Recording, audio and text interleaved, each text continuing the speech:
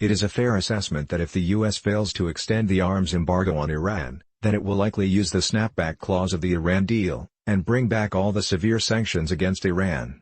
This way, regardless of who wins the 2020 U.S. presidential election, it is impossible to revive what is left of the Iran deal.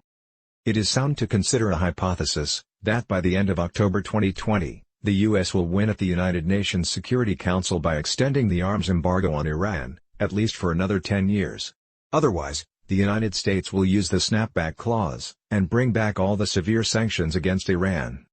When it comes to the Iran deal and deteriorating U.S.-China relations, both issues will highly likely be a no point of return. All this is more relevant since the Iranian regime has become the Chinese government's new proxy. The IRGC, its Quds Force and Hezbollah have presences, investments, operations of drug and human trafficking. The IRGC has extensive networks in the Middle East, Mediterranean, East, and North Africa, and South America. This means the Chinese government could also benefit from such extensive networks.